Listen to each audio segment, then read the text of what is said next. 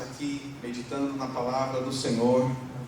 Hoje o nosso tema será: seja você a luz do mundo. Seja você a luz do mundo, porque a Bíblia diz que Jesus é a luz do mundo, e não adianta nós dizermos que nós cremos em Jesus, que Jesus está em nosso coração, e a gente não resplandece essa luz. Não há como, é meio contraditório isso. Nós, se cremos em Deus, nós temos que também andar como Jesus andou. Nós temos que buscar as coisas no alto. Nós temos que lutar muitas vezes contra tudo aquilo que é limitação, porque se pararmos para reclamar, muitas vezes não teremos tempo de avançar. A verdade é que na vida hoje em dia que vivemos, muita gente está andando trocando as rodas do carro com o carro em movimento. Estamos, expressões de mecânico, ou de engenharia, estamos voando e alguém trocando a asa do avião enquanto está voando. E assim a vida está. A vida está desafiante. Ela está cada vez mais uma luta. Mas sempre foi assim. Ela nunca foi fácil. Se nós olharmos a história dos nossos pais, se nós olharmos a história dos nossos avós, se nós olharmos a história de todas as pessoas, sempre a vida teve as suas lutas, porque muitas vezes nas lutas nós encontramos a nossa sabedoria, na luta nós encontramos a nossa criatividade, na luta nós encontramos, ideias novas, capacidades novas e coisas que nem imaginamos. Você pode dizer assim: mas como isso? Por exemplo, todo mundo aqui já usou ou usa aquele sabão da marca Omo, ou Ariel, ou algum produto de limpeza, ou fralda Pampers, ou já usou, ou deu de presente para alguém, ou algum produto da linha de limpeza. 99% dos produtos de limpeza são de uma empresa chamada Procter & Gamble. Essa empresa Procter & Gamble, é bem interessante a história dela, porque um homem chamado Procter e outro chamado Gamble não se conheciam, eram de lugares diferentes. Um casou com uma mulher, o outro casou com a irmã dessa mulher. Os dois se tornaram parte da família e cada um queria fazer o seu negócio. Um queria fazer um negócio de sabão e o outro queria fazer um negócio de detergente. E cada um tentava lutar e não dava certo. Já tinham falido várias vezes, até que um dia o sogro deles, ouvindo as filhas contarem: olha, meu marido está se esforçando, mas parece que nada dá certo, já quebrou e está tentando e está difícil, e aquela coisa. E aí o sogro, ouvindo uma filha falar isso, aí ouvindo a outra filha falar isso, aí o sogro diz: mas por que vocês dois, meus genros queridos, parte da família querida, por que vocês dois não se juntam e fazem esforços juntos para crescer? Um olhou para o outro e disse assim: é verdade, por que a gente não se junta e a gente não trabalha junto e faz o esforço acontecer? De uma empresa que estava fracassada, que era a do Procter, de outra empresa que estava falida, que era a do Gamble, eles se juntaram e formaram o Procter & Gamble, e hoje é uma das empresas mais fortes do mundo na área de limpeza. Às vezes a gente tem que entender que nós não temos que andar sós. Nós temos que criar parcerias. E essas parcerias muitas vezes são inspirando nossos cônjuges, inspirando nossos amigos, inspirando nossos pais, inspirando alguém para que a gente seja inspirado. Porque essa ideia de que você faz tudo sozinho, isso é um engano. Ninguém faz nada sozinho. Precisamos dos outros, nem que seja para ter alguém para interceder por nós, nem que seja para ter alguém que se importe conosco em oração, porque isso faz toda a diferença. E quando a gente fala em nós sermos luz, é nós termos uma mentalidade diferente diante das circunstâncias. Ninguém aqui vive uma vida fácil, ninguém. Podemos ter na nossa cabeça ideias erradas da vida do outro. Ah, fulano com certeza tem uma vida boa. Você não sabe as lutas de cada um. Você não sabe as lutas, as cicatrizes. Você não sabe o que é viver uma vida e construir um tijolo, colocar um tijolo a cada dia, andar 1 quilômetro a cada dia, fazer algo a cada dia. Você não sabe, cada um tem o seu desafio. Não subestime a vida do outro só porque os seus olhos te enganam em achar que pela aparência ele está muito bem. Na realidade, uma coisa é você estar satisfeito com Deus, outra coisa é você viver a luta. Eu gostaria de ler no texto de Jó, capítulo 14, do versos 7 ao 9. Se você puder abrir na sua Bíblia, por gentileza, abre a sua Bíblia, seu aplicativo, e vamos ler Jó 14, 7 ao 9, que diz assim: porque há esperança para a árvore, pois mesmo cortada, olha que interessante, há esperança para a árvore, pois mesmo cortada, ainda se renovará, e não cessarão os seus rebentos. Se envelhecer na terra a sua raiz, e no chão morrer o seu tronco, mesmo assim, ao cheiro das águas, brotará e dará ramos como a planta nova. Aleluia. Isso é profético, isso é milagroso, isso é uma palavra de vida. Jó é o primeiro livro da Bíblia. Para quem ainda não conhecia isso, Jó ele é um contemporâneo de Abraão. Nenhum dos dois era judeu, ambos eram de Ur dos Caldeus, atual Iraque, antiga Babilônia, aquela região que já foi da Síria, a Síria, de vários outros governos, inclusive do Império Romano. E Jó, ele era daquela região. E a Bíblia mostra uma coisa muito interessante, porque Jó ele não falava hebraico. Jó era um contemporâneo de Abraão, eles eram semitas, falavam os idiomas da terra. E Jó, ele teve uma experiência de conhecer Deus, ele teve uma experiência de entender Deus. E a Bíblia fala lá no início de Jó que ele era um homem temente e justo, e que tinha vários filhos, e que tinha muita riqueza. E aí a Bíblia fala que o diabo ele vem e diz: olha, eu vou tocar em Jó, para que Jó ele mostre que ele não tem nada contigo, ó Deus. E Deus diz para o diabo: eu conheço ele, eu sei que ele nunca vai me negar. E o diabo diz: ah, você não conhece não, porque se você tocar nas coisas dele, nos bens dele, ele vai te negar. E Deus diz: eu conheço meu filho, eu sei que ele não vai me negar. Toque.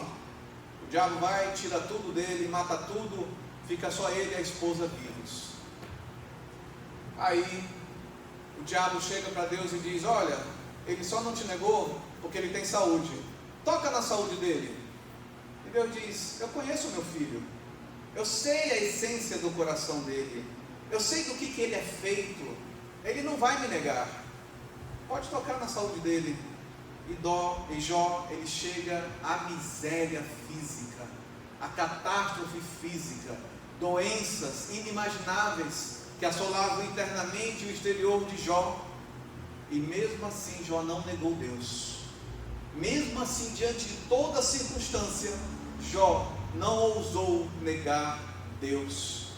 Porém, havia uma coisa em Jó, que pode ser o que acontece muitas vezes em nossas vidas.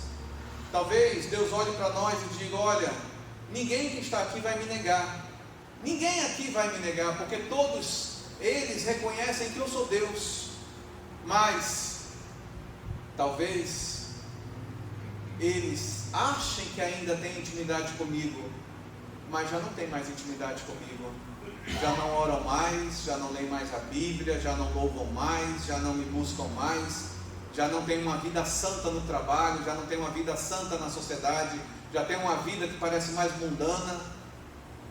Ele de repente não me nega, mas a vida deles estão caminhando para uma religiosidade, e essa religiosidade eu não estou presente. É tanto que a gente vai ver no fim do capítulo lá no final do livro de Jó, que Deus fala com Jó e diz para Jó: Jó, você realmente tem intimidade comigo? Você realmente entende as coisas que eu faço? E aí Jó diz para Deus: Senhor, me perdoa, porque antes eu te conhecia só de ouvir falar, mas agora eu tenho uma experiência contigo. Agora eu tenho uma experiência contigo, porque meus olhos te veem. E talvez essa seja a maior mensagem para nós sermos luz nesse mundo, é nós pararmos de só ouvir o que se fala de Deus e nós começarmos a ter experiência individual com Deus. Jó, ele reconhece que mesmo sendo justo, que sendo íntegro, que não negando a Deus, faltava nele uma das coisas mais importantes de todas: experiência diária com Deus. Sem experiência diária com Deus, nós seremos religiosos.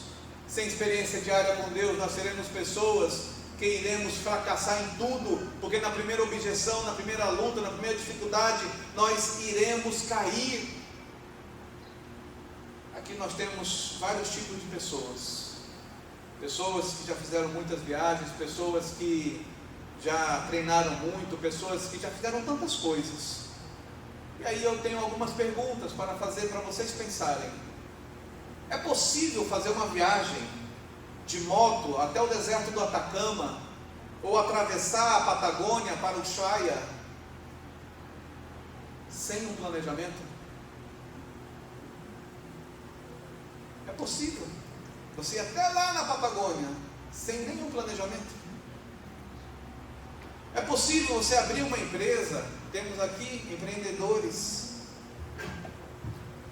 e na abertura dessa empresa nós não termos imprevistos, nós não termos lutas? É possível? É possível ser uma bailarina, ficar na ponta dos pés e não ter calos e não ter dores, sem treino? Não é possível. A gente olha aquela bailarina dançando, sabe, naquela indumentária bonita, aí você olha assim e diz: olha que coisa bonita, que coisa maravilhosa, que arte. Mas só ela sabe as dores que ela está sentindo nos pés. Só ela sabe o tanto que teve que treinar para fazer aquele rodopio, para fazer aquele movimento. Mas todos que estão na plateia assistindo dizem: não precisa de nada disso, isso é bobagem, não precisa de treino. Ela consegue fazer isso sem treino. É possível ser uma grande bailarina sem treino? É possível fazer condicionamento físico sem se condicionar? Não é possível. Aí eu te pergunto agora: é possível você ser espiritual sem você fortalecer a sua musculatura espiritual? Não é possível. A gente vem para a igreja, a gente levanta as mãos, a gente canta, a gente está aqui, mas a prática, o exercício, o treino continua fora da igreja. É lá fora da igreja aonde Deus prova o nosso coração, para ver se o nosso coração é totalmente dele, se o nosso coração se inclina para o mal, se o nosso coração ele gosta de, sabe, negociar, se ele gosta de trocar coisas. Ó Deus, o Senhor me perdoa, mas eu vou contar essa mentira aqui, mas o Senhor tem que me entender. Quem treina não negocia treino, quem se planeja não negocia planejamento. É firme, é íntegro, mesmo com perdas, mesmo com lutas, mesmo com choros, porque sem treinamento, sem esforço, nós não alcançamos um coração treinável, um coração capaz de realizar aquilo que a nossa mente espera que faça. Não é possível. E muitas vezes nós queremos ter uma espiritualidade só porque a nossa mente acha que é espiritual, mas não tem treino espiritual nenhum, não tem nenhum comportamento que nos faça realmente nos encher de Deus, nos encher do Espírito Santo. E cada um de nós muitas vezes é como Jó, íntegro, justo, está conquistando as coisas, mas não tem experiência nenhuma com Deus. Acha que a vida com Deus está boa. Não, a minha vida com Deus está boa, até ele começar a entender que tudo que ele sabe de Deus é porque ele ouviu falar, mas ele não teve experiência nenhuma. O que eu vou deixar em 2024? Temos coisas boas que temos que levar para o próximo ano. Temos coisas maravilhosas que nós temos que levar para o ano que vem. Memórias maravilhosas, atitudes maravilhosas, comportamentos maravilhosos, treinos, condicionamentos, exercícios que fizemos e notamos que aquilo fez a diferença e nós temos que levar adiante. Mas tem coisas que nós temos que deixar para trás, tem coisas que nós temos que abandonar, tem coisas que a gente tem que reaver, sabe? Tem que olhar de uma forma diferente, tem que ter uma percepção diferente, porque se nós não tivermos essa percepção diferente, vamos continuar fazendo os mesmos erros, repetindo as mesmas coisas e esperando resultados diferentes. Isso não vai acontecer. Muitos de nós sabemos o que tem que ser feito, essa é a grande verdade. O problema é que temos vários tipos de comportamentos em nós. Às vezes a gente protela demais. O que é protelar? Deixar para depois. Ah não, depois eu faço. Ah não, depois eu ajusto, depois eu conserto. E nessa questão de protelar, já tem uma lâmpada na tua casa há quase 1 ano sem ser trocada. Já tem uma tomada que não funciona há mais de 2 anos. Já tem coisas ali que você tinha que jogar fora e você não jogou. E você vai só acumulando e aquilo vai ficando ali. E toda vez que você olha para aquilo, você diz, eu tenho que fazer, mas depois eu faço. Aí às vezes a gente coloca um vaso na frente da tomada só para não olhar mais a tomada, mas o problema continua ali. E a nossa vida vai, e a gente protege, a gente vai deixando decisões importantes nas nossas vidas de lado e abandonando, sendo que muitas vezes essas decisões são pré-requisitos para outras decisões. Ai, Deus não me responde. E Deus pergunta para nós, mas você cumpriu o pré-requisito? Ai Deus, mas era ser justo? Eu sou justo. Era ser íntegro? Eu sou íntegro. Jó disse isso. Jó era íntegro, Jó era justo, cumpriu os pré-requisitos. Ok, se você cumpriu os pré-requisitos, agora falta uma coisa: você me conhecer. Estava conversando hoje um pouco mais cedo com o Roberto. Eu disse que nós somos pessoas que muitas vezes somos inacreditáveis no nosso comportamento. Porque quando a gente começa a ter intimidade, quando a gente começa a se conhecer, a gente começa a entender um pouco do outro. E tem coisas no outro que a gente tem certeza que não pode ser diferente, porque a gente sabe como ele é. Aí eu estava falando para o Roberto, é interessante, porque eu estou te conhecendo agora, a gente está tendo um relacionamento, e aí eu sei que você é palmeirense, e aí de repente chega alguém um dia para mim e diz assim: Pastor Fernando, você sabia que o Roberto é santista? Mas eu convivo com ele, eu sei que é palmeirense. Eu digo, não, ele não é santista. Eu sei o que ele é. Não, ele está escondendo isso de vocês. Na realidade, ele é santista. Eu disse, desculpa, eu conheço o Roberto, eu sei que ele é palmeirense. E eu vou defender esse ponto de vista, porque isso eu sei que é o fato. O fato é esse. Mas sabe que tem gente que mesmo sabendo que o Roberto é palmeirense, alguém chega e diz assim: olha, você sabia que ele é santista? Ah, é mesmo? Ele é santista? Bem que eu desconfiava. Tem gente que é assim. Tem gente que ele não consegue tomar uma posição de integridade para defender o amigo naquilo que ele tem certeza que o amigo é. Mas se puder pôr defeito no outro, ele põe defeito. Não que ser santista seja defeito, mas São Paulino seria melhor. Mas a verdade é, tem pessoas que não defendem o outro. Tem pessoas que expõem o cônjuge, expõem a esposa, expõem o marido, expõem os filhos. Acha que está brincando. Não, é só uma brincadeira, mas está expondo de uma forma negativa. Não defende a sua família, não defende a sua casa, não defende os seus negócios. E aí, como é que você está? Sabe como é que é? Fracasso atrás de fracasso. Se você não defende o seu negócio, quem vai defender o seu negócio? Se você não defende a sua casa, quem vai defender a sua casa?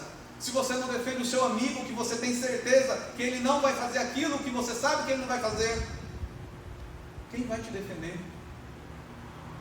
Temos nos tornado hipócritas, temos nos tornado pessoas que agem com integridade, que agem como alguém que conhece o outro, mas na hora que é provado o nosso coração, para mostrar que a gente tem que defender aquele em que ele não está presente para se defender, a gente se cala. E isso Deus vê. Agora, se a gente faz isso com as pessoas que a gente conhece, quanto mais com Deus.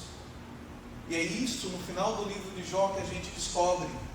A gente descobre que Jó, ele não negou Deus, mas Jó não defendeu Deus. Porque um dos seus amigos disse assim para Jó: Jó, você não entende que Deus faz o mal? Espera aí, se eu sirvo a Deus, como eu posso acreditar no que esse cara está falando, que Deus faz o mal? Não, eu conheço Deus, Deus não faz o mal não vem de Deus, Deus não é mal. Mas se a pessoa se cala e diz: pode ser que Deus faz mal mesmo, né? Jó fez isso, está escrito na Bíblia. 3 pessoas falaram que Deus fazia o mal. 3 pessoas falaram: olha, Deus, ele faz você errar o caminho. E uma 4ª pessoa, um jovem, disse assim: olha, vocês 4 aí, Jó e vocês 3 são tudo velho, eu sou o mais novo dessa turma, e eu não sou arrogante só porque eu conheço muitas coisas mais do que vocês.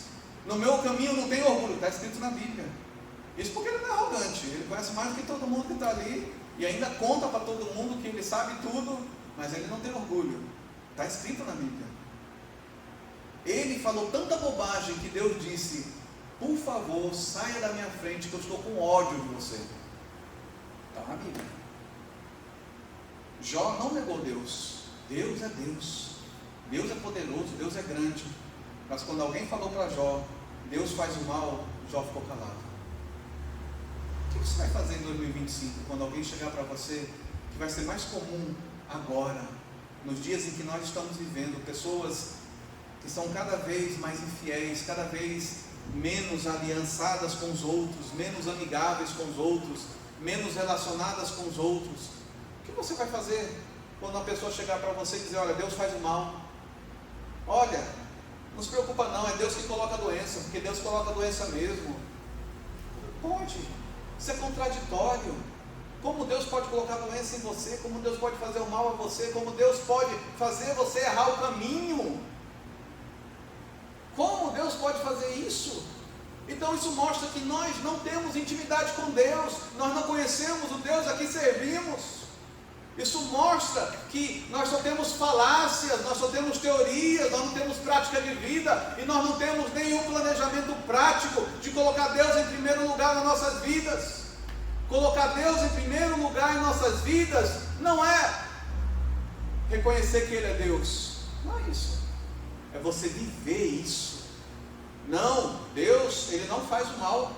Isso é o diabo que faz, isso são os demônios que fazem, isso são as decisões erradas do ser humano sem Deus, isso é consequência do pecado, isso sim traz o mal, mas não Deus. Mas não Deus. Jó, ele entendeu lá no último capítulo que ele podia respeitar Deus, que ele podia ser íntegro, que ele podia ser santo, mas que ele não era íntimo de Deus. Se nós não somos íntimos daquele que nós vemos, estamos adorando, estamos buscando, quanto mais nós seremos íntimos das outras pessoas, nós iremos olhar para as pessoas sempre com desconfiança. Ah não, não confio mais em ninguém, sabe como é que é? Porque nós somos melhores, porque a nossa justiça própria nos faz melhores do que todo mundo. Eu sou maior, eu sou melhor, eu sou grande. Eu digo, é muito fácil o envaidecer-se. É muito fácil a gente entrar por caminhos em que a gente acha que é alguma coisa. E muitas vezes a gente esquece que se nós desconfiamos de Deus, como nós desconfiaremos dos outros? Sabe? É claro que iremos desconfiar, é claro que iremos ter uma atitude fechada também para os outros, porque quando falarem do outro, você não sabe, mas o Nardelli, bem que eu sabia mesmo que o Nardelli era assim mesmo. Pelo amor de Deus, você não consegue defender, você não consegue lutar por ele, você não consegue lutar, pelo amor de Deus. E essa foi a realidade que Jó descobriu lá no último capítulo. Senhor, me perdoa, porque eu só te conhecia de ouvir falar. A sua experiência com cada pessoa que está aqui não deve ser uma experiência só de ouvir falar.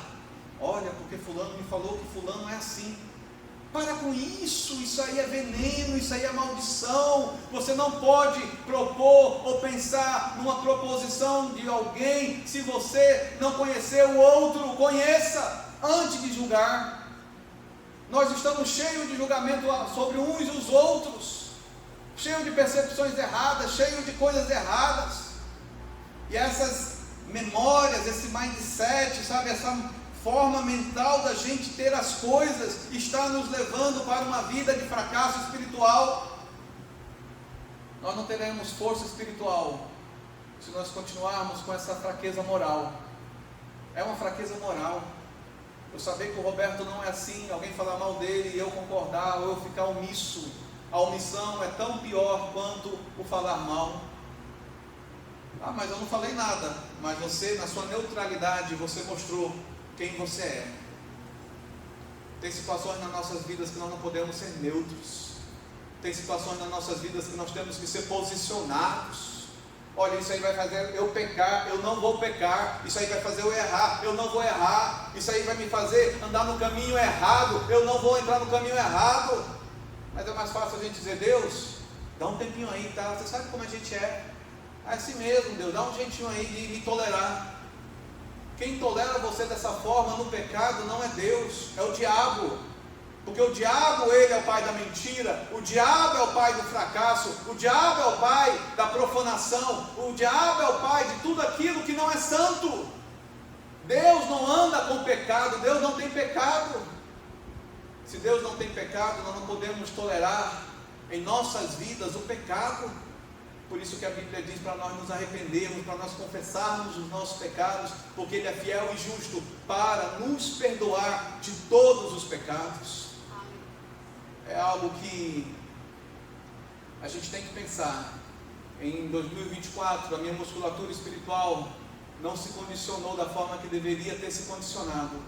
Em 2025 eu quero mudar isso. Como eu vou mudar? Para que eu tenha uma musculatura espiritual, para que eu tenha condições de mudar as sementes que eu estou plantando, para que eu tenha condição de mudar o meu comportamento, porque o meu comportamento tem problema moral, tem problema ético, tem problema comportamental, tem problemas que você sabe que estão errados, mas tolera, porque não conhece Deus, e porque não conhece a Deus, acha que Deus também é coparticipante disso, e Deus não é coparticipante de pecado de ninguém. Ele nos dá a graça dele para que a gente possa confessar os nossos pecados, para que a gente possa se arrepender, para que a gente possa dizer: Senhor, me perdoa. Jó, ele disse: Senhor, me perdoa, eu errei, eu falei do que eu não conhecia, eu falei do que eu achava que sabia, mas eu não entendia nada disso, eu só falava do que eu ouvi falar, eu não tinha experiência para falar na prática sobre quem é o Senhor. Olha que coisa forte, que coisa profunda. Então, a primeira coisa que nós temos que pensar para 2025, eu vou fortalecer a minha musculatura espiritual. Eu vou fortalecer a minha musculatura espiritual. Por que é importante isso? Porque lá em 2 Pedro, capítulo 3, no verso 18, diz assim: cresçam, porém, na graça e no conhecimento de nosso Senhor e Salvador Jesus Cristo. A Ele seja a glória, agora e para sempre. Amém. Ou seja, cresçam,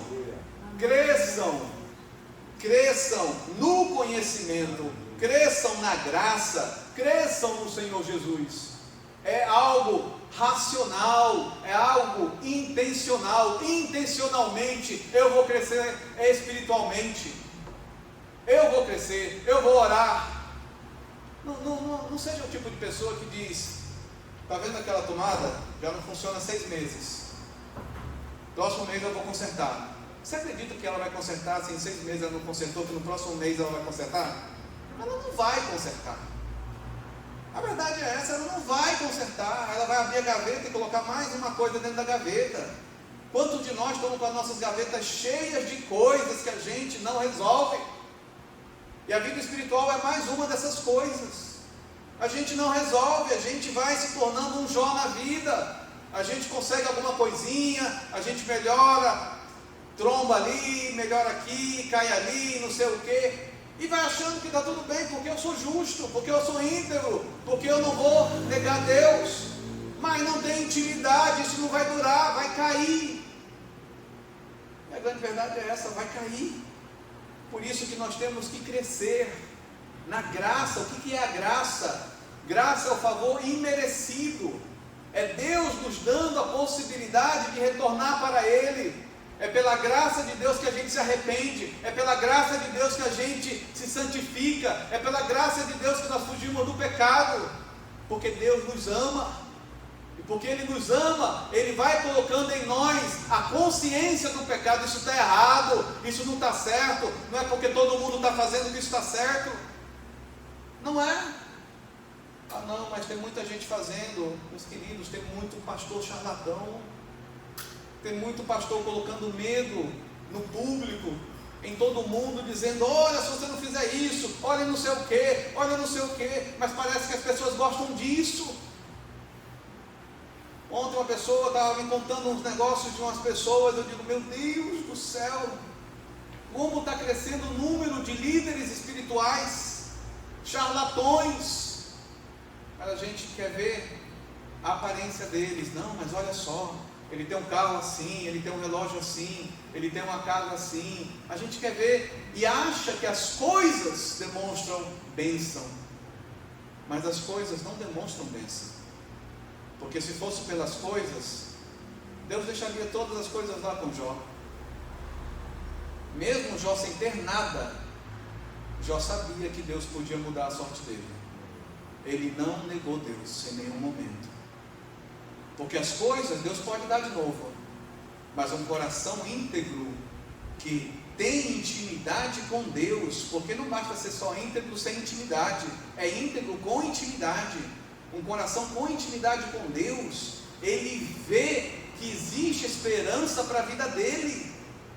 Essa frase aqui que a gente leu, há esperança, porque há esperança para a árvore, pois mesmo cortada, você sabe que é uma árvore cortada, fica só o tronco, fica sequinho.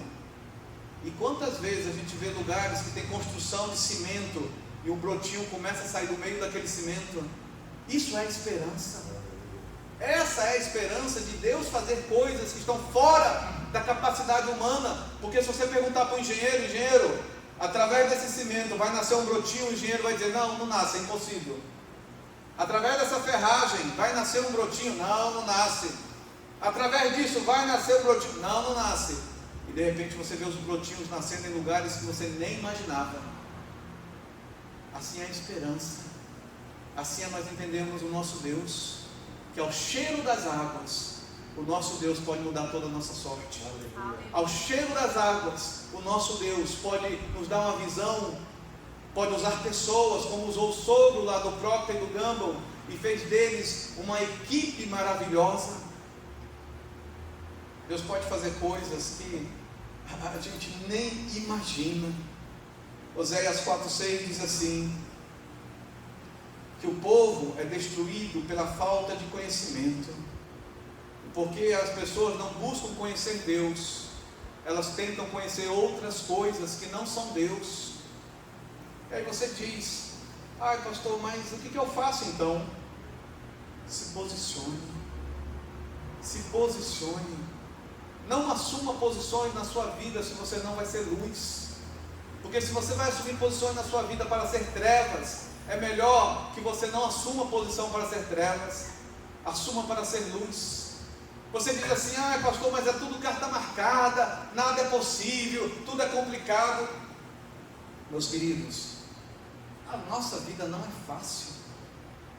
Todos sabem que eu e a Eune, nós trabalhamos em São Paulo e vamos para São Paulo todo domingo à noite, voltamos na quarta. Às vezes a gente não consegue ir na célula porque a gente chega na madrugada de quinta. E aí, quinta, sexta, sábado, domingo a gente está aqui no interior. E a gente não mora em Americana, a gente mora a 45 minutos de Americana. 45 minutos, indo e voltando dá 90 minutos. 90 minutos, se você fizer matemática, você vai ver que não é perto, ida e volta. Há um custo, há um tempo, há um esforço.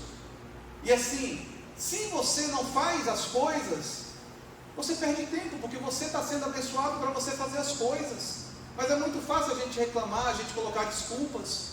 Esse ano foi um ano muito complicado. Todos sabem que no início do ano eu estava fazendo um MBA. E eu fazendo um MBA, falando de cartas marcadas. Fazendo um MBA, e ali fazendo um monte de coisa, e correndo, e pensando na igreja, e pensando nos estudos, e pensando em tanta coisa. Fazendo aquele MBA, eu digo, ai meu Deus, eu acho que eu vou deixar, não vou nem concluir, não sei o quê. Eu tenho muita dificuldade, eu confesso para vocês, eu tenho muita dificuldade de começar uma coisa e não terminar. Eu tenho muita dificuldade.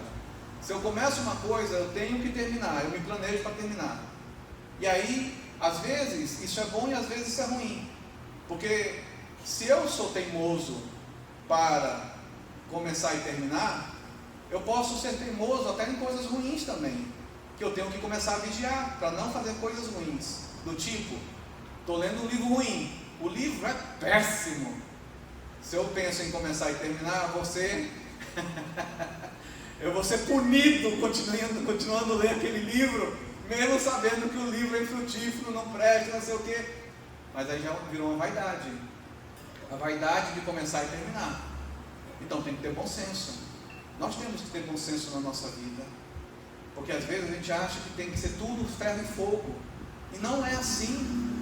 Às vezes a gente é rígido demais com a gente. Às vezes a gente é estressado demais conosco. A gente se torna impaciente demais. E a gente esquece princípios formidáveis. Que às vezes você tem que se calar e esperar. Fazendo o MBA. As aulas, as coisas, e aula presencial, e não sei o que, e aquela coisa toda, e não sei o que.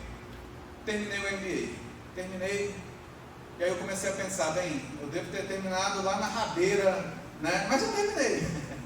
Graças a Deus eu terminei. Só que um dia eu recebo uma ligação. Eu recebo uma ligação de um dos diretores do MBA. Esse diretor do MBA diz assim, Fernando, em todas as conversas que a gente viu nas aulas, você falando e não sei o que, aquela coisa toda, e depois a gente foi investigar o seu currículo, foi investigar a sua vida, a gente descobriu uma coisa, que você tem um perfil perfeito para se tornar um dos instrutores dos próximos formandos de MBA. Eu disse, o quê? Como assim? Eu achei que eu fui relapso demais, eu achei que não fui. Não, a questão não é essa, a questão é que nós estamos te observando. E te observando a gente viu que nas próximas turmas vamos precisar de pessoas como você para ser conselheiro, mentorear os próximos formandos de MBA. E outra coisa, a cada hora que você se dedicar a mentorear um formando de MBA, a gente vai te pagar por isso. Eu digo glória a Deus, está começando a melhorar. Olha só, de quase 5.000 pessoas, somente 2 foram escolhidas. E eu fui uma dessas 2. Aí você diz, a carta marcada? Meus queridos, Deus te coloca em posições que você não espera. Eu nunca orei para ser instrutor de MBA. Eu nunca orei para estar numa posição dessa, formando os próximos empreendedores do Brasil e do mundo. Se Deus fez isso, é porque Deus sabe que a nossa luz tem que brilhar em lugares que talvez não tenha luz. Deus pode te dar uma oportunidade que você não está esperando. Se você continuar com esse linguajar, não, é carta marcada, isso já é assim mesmo, isso não tem jeito. Meus queridos, a palavra diz, o poder e a vida, a morte e a vida estão no poder da língua. E você vai colher aquilo que você plantar. Isso também está na Bíblia. Mude o seu linguajar. Você quer entrar em 2025? Mude o seu linguajar de hoje.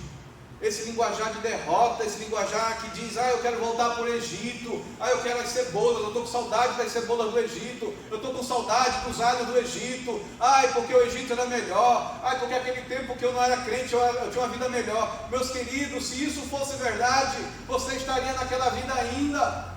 Você sabe o resultado de uma vida sem Deus. e você está descobrindo o resultado de uma vida com Deus. Invista nesse resultado que é diferente, porque Deus está contigo, mas há um preço, há um sacrifício, há santidade exigida aí. A santidade exigida aí. Não é fácil ser cristão. Quanto mais você vai ganhando coisas, quanto mais você vai aparecendo, quanto mais você vai se mobilizando, mais vão surgindo pessoas para surfar no teu nome, surfar na tua imagem, surfar nas coisas que você faz. Mas isso não vai mudar quem você é. Isso não muda. Se você é luz, você continua sendo luz. Agora, se há um pouco de trevas no seu coração, isso vai revelar as trevas que há no seu coração. Isso vai revelar o orgulho, isso vai revelar a vaidade, isso vai revelar tanta coisa. Deus, Ele sabe de todas as coisas. Deus, Ele conhece o nosso coração. Se você quer começar 2025 de uma maneira diferente, Mateus 5,37, Jesus, Ele diz assim: seja porém o vosso falar sim, sim, não, não, o que passar nisso é do maligno. Há mais pessoas falando coisas do maligno do que sim, sim, não, não. Essa é a grande verdade. A Bíblia fala que existia lepra naquele tempo. A lepra naquele tempo não é a nossa lepra, a hanseníase, são coisas totalmente diferentes. A lepra naquele tempo era o tisserá. O tisserá, o que era o tisserá? O tisserá era algo que acontecia como consequência daquilo que você falava. Começavam a surgir manchas na sua pele. Essas manchas se transformavam em feridas horrorosas. Era uma coisa tão maligna, esse tisserá, que é tipo uma lepra, que a sua roupa ficava com marcas, a parede da tua casa ficava com marcas. A Bíblia diz que o sacerdote, quando ele ia lá, ele não perguntava assim: o que aconteceu com você? Ele não perguntava isso. O sacerdote, quando ia lá visitar aquela pessoa que foi diagnosticada com tisserá, perguntava assim: o que você falou? O que você falou? Foi maledicência? Foi fofoca? Foi coisa ruim que saiu da tua boca? Porque você está se tornando leproso pelas palavras que estão saindo da tua boca. A Bíblia diz que não é daqui do estômago que vem os problemas, mas é do coração. É do coração que vem o engano, vem a mentira, vem a idolatria, sabe? Vem a prostituição, vem o adultério, vem todas as coisas que não prestam, está no coração. O sacerdote chegava lá, olhava para a parede e dizia: o que você falou que causou isso? Você vai perder tua casa, você vai perder teu negócio, você vai perder teus bens, você vai perder tudo, porque as tuas palavras são leprosas. Será? Metsorá era a consequência disso. Metsorá era a pessoa leprosa, e quem era leproso tinha que andar na rua gritando: eu sou leproso, Metsorá, eu sou leproso. E todo mundo sabia que aquela pessoa era leprosa, não por causa de doença física, mas porque tinha falado coisas que não devia falar. Olha como é sério isso. Isso é seríssimo. Se você ler Provérbios 18, 21, a língua tem poder sobre a vida e a morte. Salmos 34, versículo 13, guarda a tua língua do mal e os teus lábios de falarem enganosamente. Gálatas 6, 7, não se deixe enganar de Deus não se zomba, pois o que o homem semear, isso também colherá. E um dos versículos que eu gostaria que você anotasse, para ser um versículo em 2025 da sua vida. Se você dissesse assim: pastor, me dá um versículo para eu meditar nele todos os dias de 2025, é esse versículo que eu gostaria que você meditasse todos os dias de 2025. Eclesiastes 9, 8. Anote, abra.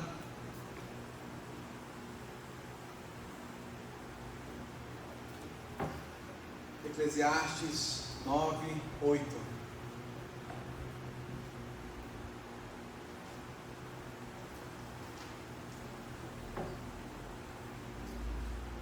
Diz assim: em todo tempo sejam alvas as tuas vestes. Em todo tempo sejam alvas as tuas vestes, e jamais falte o óleo sobre a tua cabeça, e jamais falte o óleo sobre a tua cabeça. Vestes limpas fala de você lutar contra o pecado. Eu não vou deixar as minhas vestes, ou a minha santidade, ou a minha vida com Deus ser manchada pelo pecado. Em todo tempo sejam alvas, sem pecado, as tuas vestes. E jamais falte o óleo. Óleo é um símbolo do Espírito Santo. Jamais falte o Espírito Santo na tua vida. Jamais falte a presença de Deus na tua vida, nos teus negócios, nas coisas do seu dia a dia. Jamais falte a presença de Deus.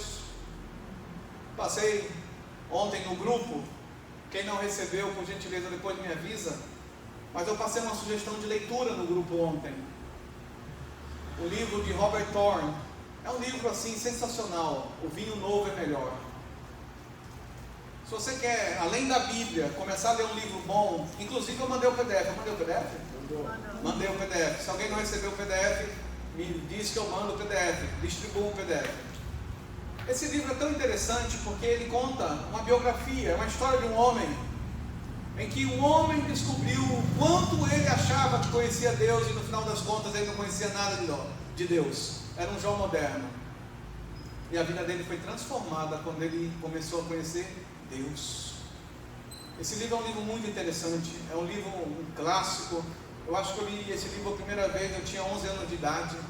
Sabe, era fascinante. E esse livro continua sendo fascinante.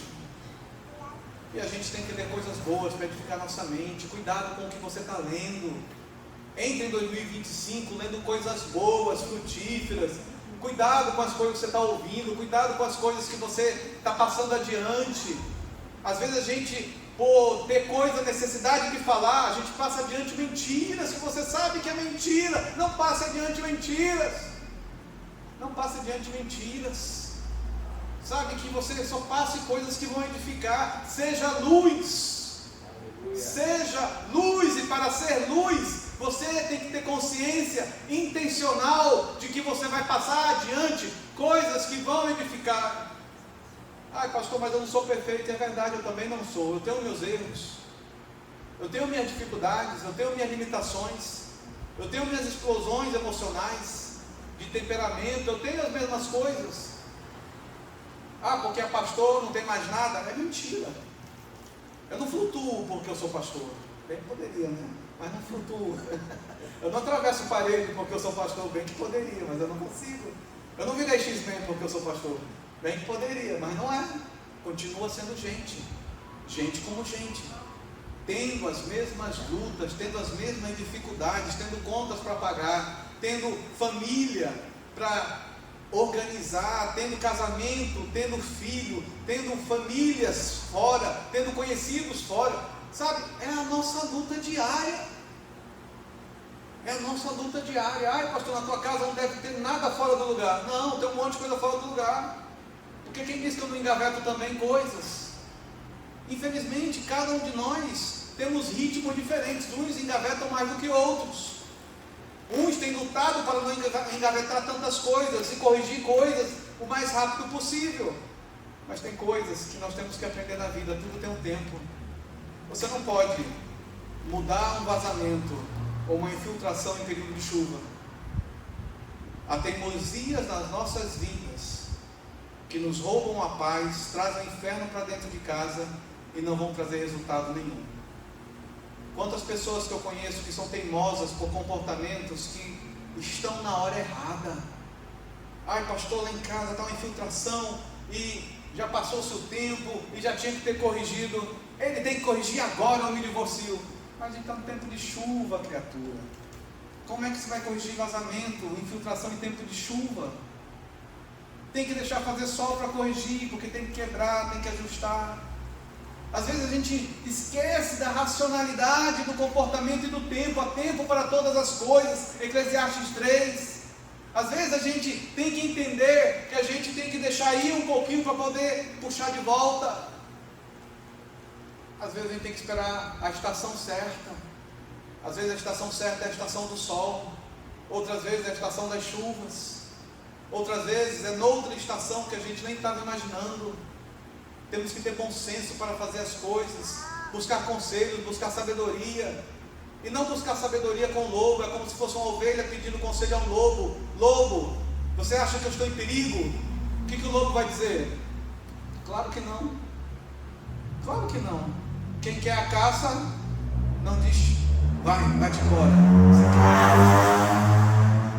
Nós temos que tomar muito cuidado com as coisas, porque às vezes parece que a gente se torna ingênuo de novo, parece que a gente volta a ser adolescente, parece que a gente volta a ter imaturidade, parece que a gente volta a ter aqueles comportamentos inexperientes, ineficazes, que a gente já viu que dão errado, porque todos os nossos amigos fizeram aquilo e deu errado, por que eu vou fazer também?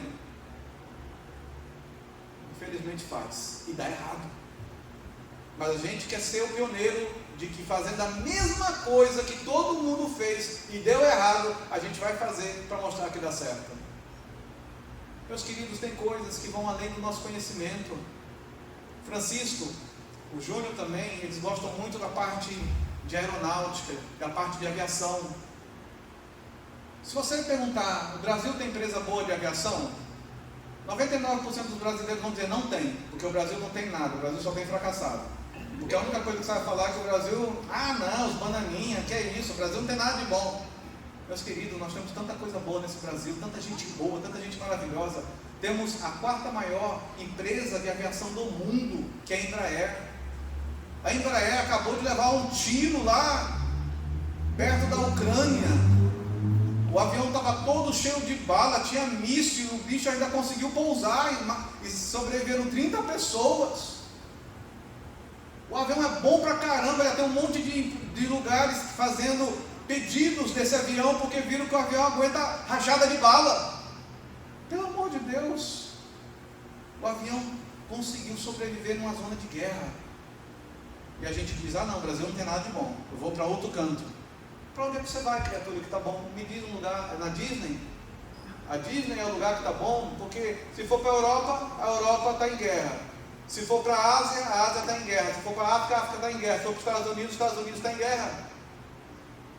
Como os Estados Unidos está em guerra? Ontem saiu o relatório que tem quase 1 milhão de pessoas em estado de rua, situação de rua nos Estados Unidos. 1 milhão de pessoas em situação de rua nos Estados Unidos. E nós não estamos falando de estrangeiros, estamos falando de americanos. Porque os estrangeiros não são contados nesse tipo de censo, nesse tipo de estudo. É contado quem é cidadão, que tem benefício, que tem toda a condição para não estar na rua. Tem quase 1 milhão de pessoas vivendo em estado de rua nos Estados Unidos. Então, onde é que você vai? Tem esperança, sim. Tem esperança, mas nós temos que ter bom senso, nós temos que ter sabedoria, mudar o nosso linguajar, fortalecer a nossa musculatura espiritual. E acima de tudo, começar a fazer coisas em 2025 que nós não fizemos em 2024. Exemplo, jejue mais. Jejum, ele mata a carne, ele massacra a carne. Às vezes a nossa carne está falando demais. Às vezes esse hábito que a gente está tendo é um hábito ruim, porque a gente não está jejuando para matar aquele hábito, tem que ser morto no jejum. Oração é o tempo todo, ler a Bíblia é o tempo todo, mas o jejum é algo que tem que ser acrescentado nessa equação. Quantos jejuns a Bíblia tem? Você pega o jejum de Esther. O jejum de Esther é o jejum pela vida dela. Ela diz assim, eu vou jejuar pela minha vida, porque eu vou entrar na presença do rei. Se o rei não estender o cajado, eu vou ser morta.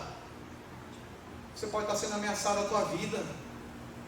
A vida da tua família pode estar sendo ameaçada. De repente você tem que fazer um jejum como o de Esther. Você pode de repente fazer um jejum como o de Daniel, Sadraque, Mesaque e Abednego, que eu não vou me contaminar com as coisas que estão aí, que não são de Deus.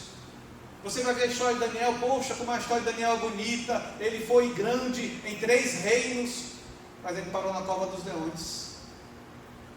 Sadraque, Mesaque e Abednego foram tremendos, mas eles foram para a fornalha. A história de José é maravilhosa, mas ele parou num buraco, ele foi para a cadeia, ele foi acusado, de estupro, sem nem ter tocado na mulher, a mulher que tentou abusar dele, e ele foi para a cadeia por causa disso. A Bíblia não esconde as lutas das pessoas, mas demonstra que se nós confiarmos em Deus, Ele muda a nossa sorte. Ele muda a nossa história. Ele nos faz entender como Jó entendeu. Eu só te conhecia de ouvir falar, agora eu tenho uma experiência contigo. É isso que nós temos que querer para 2025, uma experiência com Deus, uma experiência que mude o nosso jeito, que tire o que é mundano, o que é carnal, que tire o pecado e faça de nós pessoas que vão viver uma vida independente das circunstâncias, confiantes no Deus em quem a gente crê, em quem a gente serve, em quem a gente ama. Vamos ficar de pé e vamos orar. Aleluia. Comece a orar, feche seus olhos e comece a orar.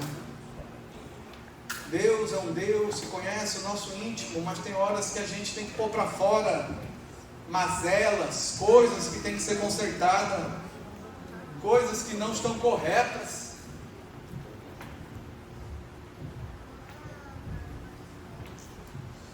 Nós vamos cantar um cântico, e após esse cântico nós vamos orar.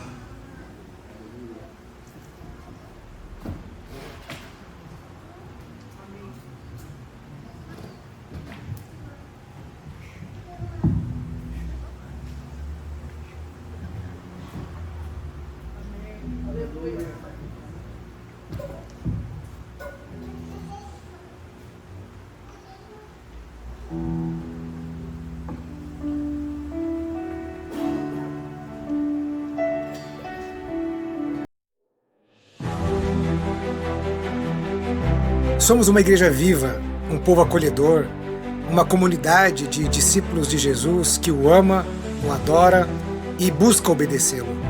Queremos tornar a palavra de Deus conhecida a todos para que o seu amor e salvação transforme vidas e corações. O anseio por servir faz parte da nossa maneira de viver e é expresso em inúmeros dos nossos projetos e iniciativas. Queremos ver o reino de Deus se expandir em todos os lugares, por isso não medimos esforços para pregar o Evangelho no templo, nas casas, nas comunidades, nas ruas, nas escolas, em São Paulo, no interior, no sertão, no Brasil, no mundo e até os confins da terra. Sabemos que formosos são os pés daqueles que anunciam o Evangelho. Entendemos o quanto o amor de Deus se materializa suprindo as necessidades dos vulneráveis e dos necessitados. Portanto, colocamos nossos ministérios, talentos, dons e recursos para servir em projetos sociais nos mais diversos lugares. Imigrantes, refugiados, pessoas em situação de rua, mulheres em situação de vulnerabilidade, crianças, adolescentes e tantos outros públicos são atendidos, recebidos nas incontáveis ações de socorro e acolhimento da nossa comunidade. Vivemos para sermos sal e luz nesta terra. Somos uma verdadeira família e queremos ter a nossa porta aberta para receber todos aqueles que querem desfrutar da transformação que o amor de Deus e o poder da sua palavra traz. Ansiamos também por ver lares formados e que funcionam governados pela paz, pela alegria e pela justiça que faz parte do reino de Deus.